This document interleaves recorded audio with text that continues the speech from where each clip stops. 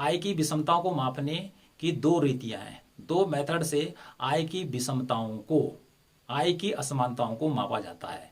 तो पहली जो विधि है या पहला जो मेथड है उसे कहते हैं लॉरेंज वक्र विधि। कि लॉरेंज वक्र विधि के द्वारा आय की विषमताओं का पता लगाया जाता है। और जो दूसरी विधि है वो है गिनी गुणांक विधि। तो लॉरेंज वक्र विधि के द्वारा आय की विषमताओं का पता कैसे लगाया जाता है इसके बारे में पहले ही पढ़ा चुका हूं। तो आज हम पढ़ेंगे यहां पर कि गिनी गुणांक क्या होता है, इसका विकास किसने किया और किस प्रकार से गिनी गुणांक के द्वारा आय की विषमताओं का पता लगाया जाता है। तो बोर्ड पे गिनी गुणांक लिखा हुआ है। गिनी स्पेलिंग गिनी होगी और जो गुणांक है उसको इंग्लिश में कहेंगे कोफिशिएंट। तो इस प्रकार से जो गिनी गुणांक हो गया उसको इंग्लिश में कहेंगे गिनी कोफिशिएंट। आगे बढ़ते हैं कि इसका विकास किसने किया, किसने डेवलप किया। तो यह एक सांख्यिकी वेता हुआ था इटली में, और इटली में रहने वाला आदमी इटालियन कहलाता है। तो वहां एक सांख्यिकी वेता हुआ था जिसका नाम था कोराडो गिनी, इंग्लिश में लिखा हुआ कोराडो गिनी। उसी ने ही सन 1912 में गिनी गुणांक का विकास किया था। तो उसी के नाम पर गिनी गुणांक रखा गया है। अर्थात जो कोराडो गिनी था और जो सांख्यिकी विधि उसने बताई आय की विषमताओं को मापने की, गिनी गुणांक नामकरण उसी के नाम से कर दिया। तो इस प्रकार से गिनी गुणांक का विकास किसने किया, कोराडो गिनी ने 1912 में किया। गिनी गुणांक क्या काम करता है याद रखना है। गिनी गुणांक आर्थिक विषमता को मापने की सांख्यिकीय या गणितीय विधि है। जो गिनी गुणांक है यह आय की विषमताओं को या आर्थिक विषमताओं को मापने की गणितीय विधि है। यह सांख्यिकीय विधि है। गिनी गुणांक का जो मान होता है, एक मान होता है न्यूनतम, वो 0 होता है और अधिकतम होता है 1। यहां भी लिखा हुआ है न्यूनतम मान 0 या 0 और अधिकतम मान 1 होता है। तो केवल दो मान यानी कि न्यूनतम मान 0 और अधिकतम मान 1 या 1 होता है। तो 0 का क्या मीनिंग है और 1 का क्या मीनिंग है इसको भी देख लेते हैं। कि 0 का जो मान होता है उसका अर्थ होता है पूर्ण आर्थिक समानता। 0 मान का अर्थ क्या होता है, यदि वैल्यू 0 आती है निकल कर तो इसका अर्थ होता है पूर्ण आर्थिक समानता। और पूर्ण आर्थिक समानता का अर्थ है कि देश में सभी लोगों के पास बराबर पैसा है। ओके। दूसरा, यदि गिनी गुणांक का मान 1 आता है, यदि इसकी वैल्यू निकलकर गणितीय रूप में कैलकुलेट करने पर 1 आती है तो इसका मीनिंग होगा पूर्ण आर्थिक विषमता। पूर्ण आर्थिक विषमता अर्थात एक व्यक्ति के पास ही पूरे देश की आय है, एक ही व्यक्ति के पास पूरी देश की राष्ट्रीय आय है और बाकी लोगों के पास कुछ नहीं है। तो इस प्रकार से 0 और जो 1 जो मान होता है गिनी गुणांक का, जो कि गिनी ने बताया, तो ये दोनों के दोनों जो मान हैं ये काल्पनिक हैं, ये वास्तविक जीवन में देखने को नहीं मिलते हैं। अब क्यों नहीं मिलते हैं कि जैसे कहा 0 का अर्थ है पूर्ण आर्थिक समानता। तो पूर्ण आर्थिक समानता का अर्थ है कि सभी लोगों के पास बराबर पैसा होना चाहिए। लेकिन दुनिया का कोई भी देश ऐसा नहीं है कि जिसके लोगों के पास बराबर आय हो। चाहे अमेरिका से लेकर ऑस्ट्रेलिया चले जाओ, 6 महाद्वीपों के किसी भी देश में चले जाओ, आपको कहीं भी या कोई भी देश ऐसा नहीं मिलेगा कि जहां लोगों के पास बराबर आय है। ठीक है, लेकिन कल्पना की गई है कि 0 भी इसका मान हो सकता है। ठीक है जी। दूसरा है 1 का अर्थ है पूर्ण आर्थिक विषमता। अब दुनिया के 6 महाद्वीपों में चले जाओ, क्योंकि 7वें महाद्वीप पर तो कोई नहीं रहता है, तो 6 महाद्वीपों में कोई भी ऐसा देश नहीं है कि जिसके पास या जिसके एक आदमी के पास पूरे देश की आय हो। ठीक है, और बाकी सब बिना आय के हो। ओके। तो इस प्रकार से ये दोनों जो कंडीशन है 0 और 1 की, यह केवल काल्पनिक है, इसकी कल्पना की गई है और वास्तविक आर्थिक जगत में इनकी वैल्यू नहीं आती है। ओके, अगला बात करते हैं कि गिनी गुणांक क्या करता है, गणितीय विधि है, और जो लॉरेंज वक्र विधि है वह बिंदु रेखीय विधि है, और बिंदु रेखीय विधि के द्वारा विभिन्न बिंदुओं पर राष्ट्रीय आय या आर्थिक विषमताओं की गिनती या गणना की जाती है, लेकिन उसका जो मान है वह गणितीय मान में नहीं आता है, वो सांख्यिकीय मान के अंतर्गत नहीं आता है लॉरेंज कर्व का। ठीक है, तो उसी में सुधार किया गिनी ने, कोराडो गिनी ने, और उसने गिनी गुणांक बना डाला। आज दुनिया के अंदर आर्थिक विषमताओं का पता लगाने के लिए गिनी गुणांक का या गिनी इंडेक्स का ही प्रयोग किया जाता है। ओके, आगे बढ़ते हैं कि जो गिनी गुणांक है, जी फॉर गिनी और सी लिखा है नीचे, थोड़ा सा नीचे लिखना है, तो ये गिनी कोफिशिएंट का सूत्र होता है बराबर A divided by A plus B. ये गिनी गुणांक का मान, जैसे हमने कहा 0 और 1, ये तो हो नहीं सकता है, लेकिन इसके बीच अर्थात 0 से अधिक और 1 से कम क्या होता है, गिनी गुणांक का मान होता है। ठीक है, तो 0 से 1 के बीच रन करेगा, मतलब 0 से अधिक होगा और 1 से कम होगा। ये वास्तविक आर्थिक जगत में देखने को मिलता है। ओके, तो गिनी गुणांक का ये वाला फॉर्मूला है, ठीक है, ये वाला, और इसी फॉर्मूले को यहां पे देखिए ये लिखा है जीसी, गिनी कोफिशिएंट।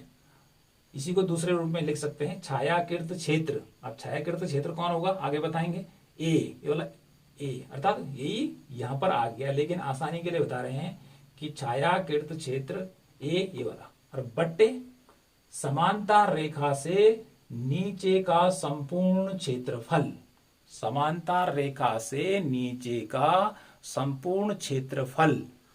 ठीक है, अब माना बात वो क्षेत्रफल बन जाता CDE, इसके बारे में अभी आपको बताऊंगा। ओके, तो इस प्रकार से छायाकृत क्षेत्र में जितनी वैल्यू आ रही है और यहां पे जितनी वैल्यू आ रही है, इसका भाग इसमें देना है। तो इस प्रकार से इन दोनों का जो अनुपात निकलेगा, जो रेशियो निकलेगा, वही गिनी गुणांक कहलाएगा।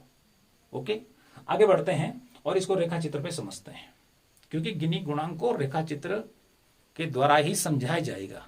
ठीक है, तो रेखा चित्र बनाने के लिए हमने 2 अक्ष ड्रॉ करने हैं। एक अक्ष होगा हमारा वाई वाला, इस पे लिखेंगे राष्ट्रीय आय का संचयी प्रतिशत, ओके, परसेंटेज में संचयी प्रतिशत, और जो एक्स अक्ष है इस पे लिखेंगे जनसंख्या का संचयी प्रतिशत। इस प्रकार से जनसंख्या और राष्ट्रीय आय के वितरण को हम यहां पर देखेंगे। ओके, तो गिनी गुणांक का मान निकालने के लिए, गिनी गुणांक को जानने के लिए हमें लॉरेंज वक्र को बनाना पड़ता है। ठीक है, किसको बनाना पड़ता है, लॉरेंज वक्र, अर्थात गिनी गुणांक का जो मान ज्ञात किया जाता है रेखा चित्र पे, वो हम किसकी सहायता से करते हैं, वह करते हैं पहले हमें लॉरेंज वक्र की जरूरत पड़ेगी। इस वक्र की जरूरत पड़ेगी, लॉरेंज वक्र की जरूरत पड़ेगी। ओके, अब देखिए यहाँ पे देखिए, यहाँ 0 से आपने क्या करना, 45 डिग्री पर ये रेखा, ये वाली रेखा यहाँ तक खींच रखी है। ठीक है, ये वाली रेखा ड्रॉ करनी है 45 डिग्री पर, और ये रेखा होगी निरपेक्ष समता रेखा। निरपेक्ष समता रेखा, या इसी को कहते हैं आय की समता रेखा। ठीक है, आय की समान रेखा, ये आय का सम वितरण रेखा ये होती है। इक्वल डिस्ट्रीब्यूशन ऑफ इनकम वाली ये रेखा 45 डिग्री पर आप खींच देंगे, और ये रेखा यहां से यहां पर लिखा है C और इधर लिखा है E। अब इसके बाद हमारा बनेगा, जैसे हमने 1 पॉइंट 2 3 4 5 6 7 8 पॉइंट लगा रखे हैं, इन पॉइंटों को मिलाते हुए लाइन खींच गए, यहां मिल गई, तो इस प्रकार से ये हमारा बन जाएगा लॉरेंज कर्व। अर्थात ये वाला जो ये हमारा कर्व बना, इसको क्या बोलेंगे, लॉरेंज कर्व। अब लॉरेंज कर्व कैसे बनाता है, हमारा पिछला वीडियो देख लेना, जिसमें हमने लॉरेंज वक्र के बारे में बताया है आपको। ठीक है, अब देखिए यहां जो मेरा ये पूरा क्षेत्र क्या कर रखा है, डॉट डॉट डॉट, इसको कहेंगे शैडो कर रखा है। क्या कर रखा है, शैडो कर रखा है। ठीक है, तो ये पूरा वाला जो क्षेत्र है ये आर्थिक विषमता को बतला रहा है। पूरा का पूरा जो ए लिखा है तो आर्थिक विषमता को बतला रहा है। तो इस रेखा से, निरपेक्ष समता रेखा से, ये जो रेखा है लॉरेंज कर्व जितना दूर होगा आर्थिक विषमता उतनी ही ज्यादा होगी। ठीक है, तो माना बात यहाँ पर है सबसे ज्यादा दूर, तो यहाँ पर आर्थिक विषमता सबसे ज्यादा है। इसका मीनिंग हो गया कि लोग ज्यादा हैं लेकिन उनके पास आय कम है। ठीक है, तो आर्थिक विषमता में होता क्या है कि कुछ लोगों के पास ज्यादा पैसा होता है और बहुत सारे लोग ऐसे होते हैं कि जिनके पास बहुत ही कम होता है, तो इसे कहते हैं आर्थिक विषमता। ठीक है, तो इस प्रकार से इस बिंदु पर लॉरेंज कर्व के अनुसार जनसंख्या का संचार अर्थात जनसंख्या और आय का जो रेशियो है वो अलग अलग है। तो यहीं पर देख लीजिए कि मानव जनसंख्या है यहाँ पर कितनी जनसंख्या है भाई, यहाँ पर है 10%। आय कितनी आ रही है उसको यहाँ मिला देंगे, उनके पास आय आ रही है 2%, कुछ भी नहीं है। ठीक है, कि 10% लोगों के पास केवल 2% आय आ रही है। तो इस प्रकार से आगे बढ़ेंगे तो परसेंटेज जनसंख्या का संचयी प्रतिशत बढ़ेगा तो थोड़ा आय बढ़ेगी। ठीक है, लेकिन होता क्या है कि जनसंख्या इतनी ज्यादा होती है कि उसके पास आय आती है कम, और एक जनसंख्या का एक ऐसा भाग आता है कि उनकी होती है संख्या कम लेकिन उनके पास राष्ट्रीय आय का बहुत बड़ा हिस्सा होता है। ठीक है, यही लॉरेंज कर्व आय की विषमताओं को दिखाने का काम करता है। तो कुल मिलाकर कहने का अर्थ क्या है, इस रेखा से लॉरेंज कर्व जितना दूर होगा विषमता होगी ज्यादा दूर। सापेक्षिक विषमता, क्योंकि ये निरपेक्ष हो रहा है, ये लाइन है निरपेक्ष, तो निरपेक्ष का उल्टा होता है सापेक्ष। तो सापेक्षिक में हम तुलना कर रहे हैं, किस रेखा से तुलना कर रहे हैं, निरपेक्ष रेखा से, तो सापेक्ष विषमता की बात हो रही है। ओके, तो इस प्रकार से ये यहां मिल गया, इतनी बात हो गई। यदि यह रेखा यदि यहां हो जाए, माना एक रेखा और खींच दी जाए डॉट डॉट करके और एक रेखा और बना दी जाए, मतलब एक वक्र पर कई लॉरेंज कर्व बन सकते हैं। ठीक है, एक देश का बनाओ, दो देश का बनाओ, तीन देश का, चार देश का, पांच देश का बनाओ। ठीक है, तो अलग अलग बनेंगे। तो यदि यही वक्र इधर की तरफ शिफ्ट हो गया मानावाद, ठीक है, इधर की तरफ आ गया तो इसकी तुलना में आर्थिक विषमता यहां ज्यादा होगी। ओके, तो यदि इधर की तरफ बढ़ेंगे इस निरपेक्ष समता रेखा से तो विषमता बढ़ेगी। ओके, और यदि इस रेखा से हम धीरे धीरे यहां पे पहुंच गए, पूरी रेखा शिफ्ट होगी, फिर यहां पहुंचे तो निरपेक्ष रेखा के जितने नजदीक हमारी क्या होगी, लॉरेंज वक्र की रेखा होगी, तो आर्थिक विषमता उतनी ही कम होती चली जाएगी। ओके, अब देखिए, अब आगे बात करते हैं कि ये तो लॉरेंज वक्र की बात आ गई। अब बात कर रहे हैं हम गिनी गुणांक की। तो गिनी गुणांक जैसे मैंने पहले बताया कि इसके तो हमें जरूरत पड़ेगी लॉरेंज कर्व की।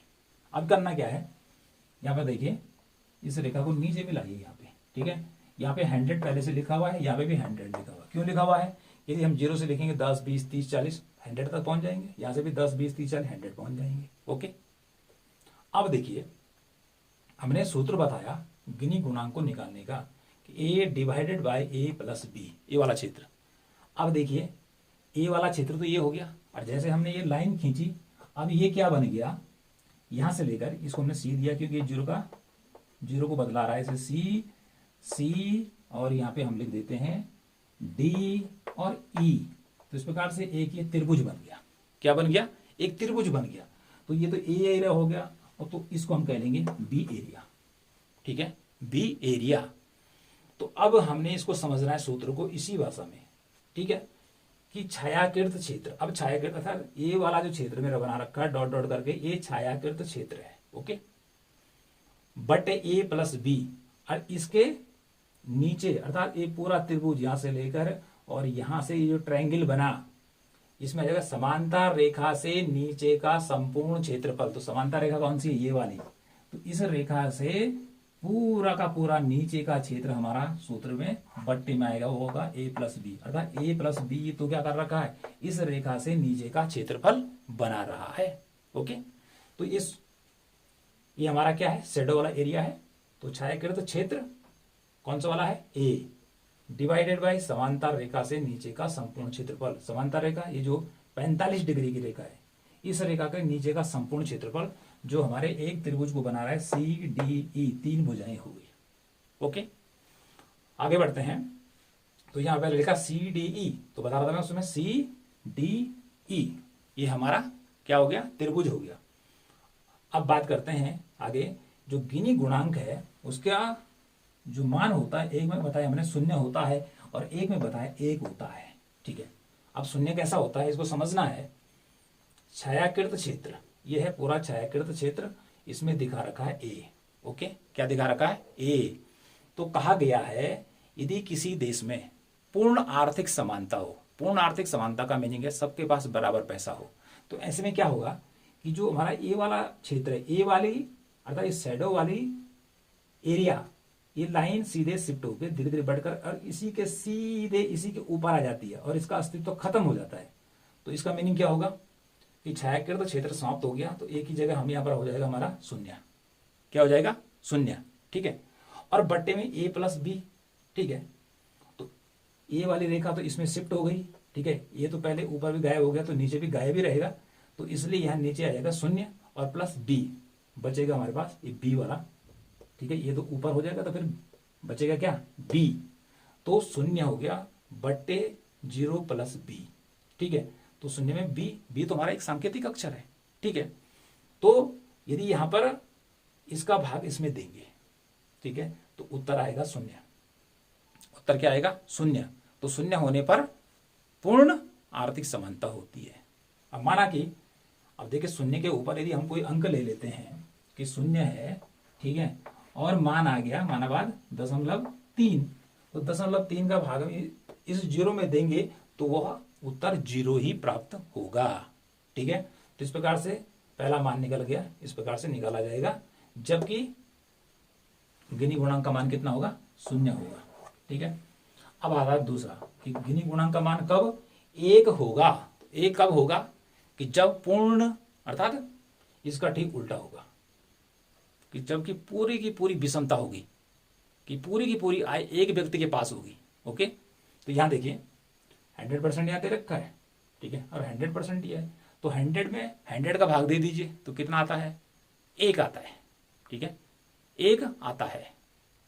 100 में 100 का भाग देंगे तो 1 आता है। इसका मीनिंग क्या हो गया कि देश की पूरी संपत्ति जो आय है वो एक ही व्यक्ति के पास है। ठीक है, अब इसको यहाँ पे भी देख लेते हैं कैसे आता है।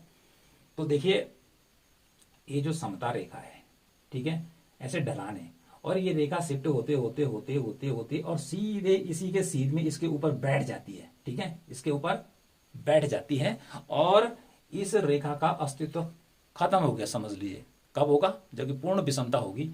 तो जब ये रेखा यहां पहुंच जाएगी तो क्या होगा? बचेगा हमारा ए। ठीक है, ये वाली रेखा यहां पहुंच जाएगी। ओके जी, ये वाला पूरा एरिया ए वाला हो जाएगा, निरपेक्ष रेखा से सीधे डाउन ए। उसके बाद बट्टे में हमारा ए रहेगा, क्योंकि जब ऊपर ए रहेगा तो नीचे भी ए रहेगा। और जो बी वाला क्षेत्र है, क्योंकि ये तो पूरा कवर करके अतः इतना सब खत्म हो जाएगा और केवल ये नीचे एक लाइन ही दिखाई देगी, और वो क्या होगी? कौन सी लाइन होगी? वो पूर्ण आर्थिक विषमता की लाइन होगी। तो ऐसी स्थिति में क्या होगा? ए और बी क्या हो जाएगा? गायब। तो बी की जगह 0। ठीक है, अब देखो a plus 0 is equal to यही होगा, और a का भाग यदि हम a में देंगे, ठीक है, तो कितना आएगा? 1 आएगा। कितना आएगा? 1 आएगा। ठीक है, तो अब 1 आने पर हम पहले बता चुके हैं कि 1 आने पर क्या होगा? पूर्ण आर्थिक विषमता होगी, अर्थात ये रेखा समाप्त, ये रेखा भी समाप्त, और ये जो रेखा है इधर नीचे की तरफ आ जाएगी।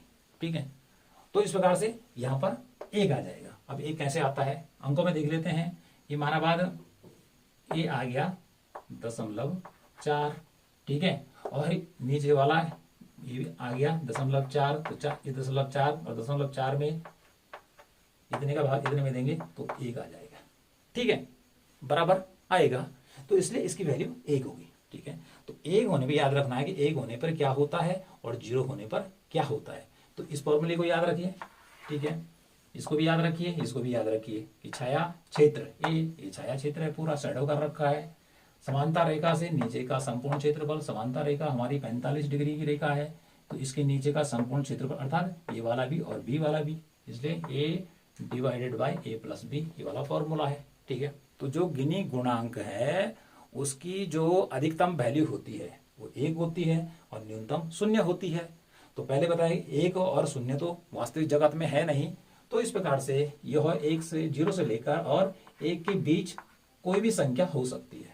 ठीक है, प्रत्येक देश में आर्थिक विषमता अलग अलग होगी, अमेरिका में अलग होगी, ऐसा नहीं कि अमेरिका में सभी अमीर ही हैं। ठीक है, और भारत में सभी गरीब हैं, ऐसा भी नहीं है। ठीक है, तो इसलिए ये 0 से अधिक होगी और 1 से कम होगी। क्या? गिनी गुणांक का मान। गिनी गुणांक का मान हमेशा 0 से क्या होता है? अधिक होता है और 1 से कम होता है। ओके, अब इस रेखा चित्र को देखिए, सेम वही रेखा चित्र है ये, ठीक है। ये थोड़ा बड़ा बना रखा है, इसको एक बार इसको भी समझ लेते हैं। बनाने के लिए 2 अक्ष हम आपको पहले बता चुके हैं। यहाँ पे 100 लिखना है, ठीक है, क्योंकि यहाँ से हम 10, 20, 30, 40, 100 पहुंचेंगे, यहाँ से भी 100 पहुंचेंगे। राष्ट्रीय आय का संचयी प्रतिशत इंग्लिश में भी लिखा हुआ है, जनसंख्या का संचयी प्रतिशत। तो जनसंख्या इस पे है और इस पे क्या है? राष्ट्रीय आय है। तो जनसंख्या और राष्ट्रीय आय अर्थात लोग कितना कितना राष्ट्रीय आय में हिस्सा पा रहे हैं, ये दिखा रहा है। ये रेखा सीधे ड्रॉ करनी है, ये वाली। यहाँ पे सी लिखा है, यहाँ पे ए लिखा है। तो ये 45 डिग्री के कोण पर खींचनी है, इसको बोलेंगे समवितरण रेखा, ठीक है। इसी को अभी पहले बता चुका हूं, ये निरपेक्ष रेखा भी होती है। सम मीन्स होता समान, इंग्लिश में कहेंगे equal distribution line, equal distribution line. अब देखिए ये वाला जो कर्व है हमारा, ये वाला, ठीक है, ये वाला जो ए क्षेत्र को दिखा रहा है, ये लॉरेंज कर्व है, यहाँ पे लिखा हुआ है। ये हमने शैडो कर दिया इसको, ठीक है, शैडो कर दिया, जिसको हम कह रहे हैं छायाकृत क्षेत्र हिंदी में। ओके, और क्या बोला? इस रेखा से ये जितना दूर होगा, अर्थात समवितरण रेखा से लॉरेंज वक्र जितना दूर होगा, आर्थिक विषमता उतनी ज्यादा होगी। अब ये वक्र था ओके, यहाँ भी पहुंच सकता है, तो यहाँ पहुंच गया, तो यहाँ से और आर्थिक विषमता को दिखाएगा, अर्थात गरीब लोगों की संख्या होगी ज्यादा और अमीरों की संख्या होगी कम, ठीक है, अमीरों की संख्या होगी कम, लेकिन संपत्ति सबसे ज्यादा अमीरों के पास ही होगी और गरीबों के पास क्या होगा? मुट्ठी भर चना, ठीक है जी।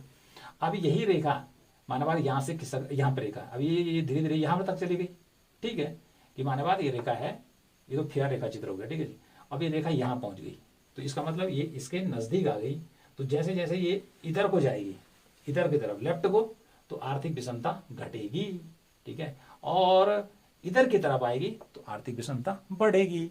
और यदि ये रेखा एकदम से इस रेखा के ऊपर आ जाती है, ठीक है, अर्थात ये वाला क्षेत्र गायब हो जाता है, जिसको आर्थिक विषमता के लिए लॉरेंज वक्र के द्वारा दर्शा रहे हैं, तो फिर ये पूरा का पूरा क्षेत्र गायब हो जाएगा और केवल हमारे पास समवितरण की रेखा रहेगी, जो बतलाएगी कि सभी देशवासियों के पास इक्वल इनकम है। ओके, आगे क्या बताया? अब गिनी गुणांक जानने के लिए, क्योंकि सूत्र उसका हमने पहले बता दिया आपको, सूत्र क्या है उसका? गिनी गुणांक का GC is equal to A divided by A plus B, ये वाला सूत्र है। यहाँ हमने लिख दिया B, इसको अब यहाँ से और यहाँ पे मिला, तो एक लाइन खींच दीजिए। इसके बाद ये वाला, ये वाला, ये वाला एक त्रिभुज बन गया। क्या बन गया? त्रिभुज बन गया, ठीक है। बस अब क्या बोला कि समवितरण रेखा, यहाँ पे हिंदी में देखें छायाकृत क्षेत्र A, तो ये पूरा का पूरा छायाकृत क्षेत्र A हो गया, ठीक है। ये किस में रहेगा? इसमें रहेगा। और समवितरण रेखा से नीचे का संपूर्ण क्षेत्रफल, अर्थात A और B का पूरा क्षेत्रफल बट्टे में आ जाएगा, और तब इसी हिसाब से क्या करेंगे? गिनी गुणांक का मान निकाला जाएगा। ओके, तो इस प्रकार से ये वाला जो हमारा रेखा चित्र है ये गिनी गुणांक का है, ठीक है। और सेम ऐसा ही क्या होता है जो बनता है वो लॉरेंज वक्र बनता है। तो लॉरेंज वक्र तो केवल ये बतलाता है कि माना बात यहीं भी देखिए कि यहाँ पर मैं नीचे खींचता हूँ इसको, यहाँ पे है 70% डाला माना बात, तो 70 यहाँ से इसको मिलाइए, ठीक है। अब इनकम देखिए कि माना बात यहाँ पे इनकम आती है कितना? 30%। तो देखिए जनसंख्या 70% है, देश की टोटल जनसंख्या, और उसके पास इस पॉइंट पे आय का हिस्सा आ रहा 30%, ठीक है। तो सबसे ज्यादा विषमता यहाँ पर है, ठीक है, 30%, और बाकी 70 और 100, 100 में 70 का 30%, अर्थात यहाँ से यहाँ लेगा 30% लोगों के पास संपत्ति कितनी बच जाएगी? यहाँ से ऊपर 30 में 70 जोड़ने देंगे 100, तो इतना बड़ा हिस्सा क्या होगा? ठीक है, संपत्ति का वो किसके पास होगा? अमीरों के पास होगा। तो इस प्रकार से अमीरी और गरीबी की इतनी बड़ी जो खाई होती है, यही आर्थिक विषमता कहलाती है। ओके, अब ये तो मैंने आपको बता दिया कि ये संवितरण रेखा है, ये लॉरेंज कर्व है, ये एरिया है, ये बी एरिया है, और गिनी गुणांक को निकालने के लिए हमें किसकी जरूरत पड़ेगी? हमें लॉरेंज कर्व बनाना पड़ेगा। और लॉरेंज कर्व कैसे बनाते हैं? तो उसको भी बनाना आपको सीखना पड़ेगा। ठीक है, मोटा मोटा तो मैं यहाँ पे आपको बता चुका हूँ, लेकिन मेरा जो फोकस यहाँ पे था वो स्पेशली किस पे था, गिनी गुणांक पे। गिनी गुणांक आर्थिक विषमता को मापने का एक गणितीय तरीका है, एक सांख्यिकीय विधि है। ठीक है, और दुनिया में आज इसी का प्रयोग किया जाता है, क्योंकि यह एक अच्छी विधि मानी जाती है, क्योंकि यह अंकों में गणना करती है। और बट जो लॉरेंज कर्व है वह एक बिंदु रेखा विधि है, उसमें विभिन्न बिंदुओं पर आर्थिक विषमता कितनी कितनी है वह ये बतलाता है, लेकिन उसकी संख्यात्मक माप नहीं होती है, इसलिए वो तरीका नहीं चलता है। लॉरेंज बकर का जो विचार आया था वो 1905 में आया था, वो मैक्स वो लॉरेंज लेके आया था। ठीक है, उसने वहाँ तक बता दिया, उसके बाद तो आगे वो कुछ नहीं कर पाया। ठीक है, उसके बाद इधर ये कोराडो गिनी आए, उन्होंने उस पर विचार किया कि क्या हम इसका मान किस में निकाल सकते हैं, अंकों में निकाल सकते हैं, तो इसमें सफल रहा है। और आज गिनी गुणांक का ही प्रयोग दुनिया के देशों में आर्थिक विषमताओं का पता लगाने के लिए किया जाता है, और वो भी गिनी इंडेक्स के द्वारा।